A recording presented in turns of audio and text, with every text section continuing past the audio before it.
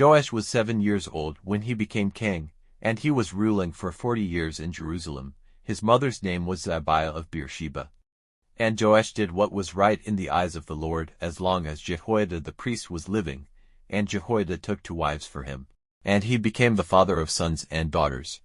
Now after this Joash had a desire to put the house of the Lord into good order again.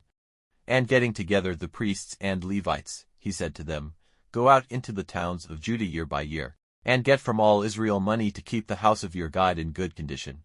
And see that this is done without loss of time." The Levites, however, were slow in doing so. Then the king sent for Jehoiada, the chief priest, and said to him, "Why have you not given the Levites orders that the tax fixed by Moses, the servant of the Lord, and by the meeting of Israel, for the tent of witness, is to be gotten from Judah and Jerusalem and handed over?" For the house of the Lord had been broken up by Athaliah, that evil woman, and her sons, and all its holy things they had given to the Baals. So at the king's order they made a chest and put it outside the doorway of the house of the Lord. And an order was sent out through all Judah and Jerusalem that payment was to be made to the Lord of the tax which Moses, the servant of God, had put on Israel in the waste land. And all the chiefs and all the people came gladly and put their money into the chest, till they had all given. So when the chest was taken to the king's servants by the Levites, and they saw that there was much money in it, the king's scribe and the chief priest's servant took the money out, and put the chest back in its place. They did this day by day, and got together a great amount of money. Then the king and Jehoiada gave it to those who were responsible for getting the work done on the Lord's house, and with it they got wall builders and woodworkers and metal workers to put the house of the Lord in good order again. So the workmen did their work, making good what was damaged and building up the house of God till it was strong and beautiful again. And when the work was done, they took the rest of the money to the king and Jehoiada, and it was used for making the vessels for the house of the Lord, all the vessels needed for the offerings, the spoons and the vessels of gold and silver. And as long as Jehoiada was living, the regular burnt offerings were offered in the house of the Lord. But Jehoiada became old and full of days, and he came to his end. He was 130 years old at the time of his death.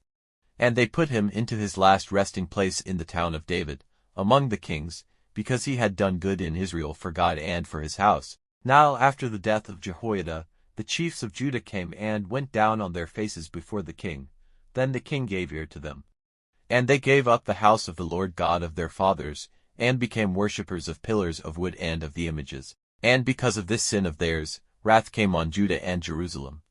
And the Lord sent them prophets to make them come back to him. And they gave witness against them, but they would not give ear.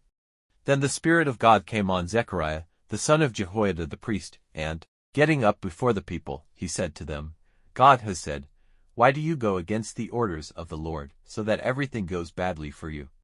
Because you have given up the Lord, he has given you up."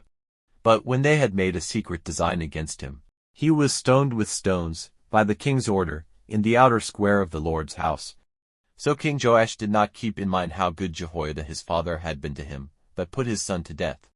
And in the hour of his death he said, "May the Lord see it and take payment." Now in the spring, the army of the Arameans came up against him. They came against Judah and Jerusalem, putting to death all the great men of the people and sending all the goods they took from them to the king of Damascus. For though the army of Aram was only a small one, the Lord gave a very great army into their hands, because they had given up the Lord, the God of their fathers. So they put into effect the punishment of Joash, and when they had gone away from him, for he was broken with disease, his servants made a secret design against him because of the blood of the son of Jehoiada the priest, and they put him to death on his bed. And they put his body into the earth in the town of David, but not in the resting place of the kings.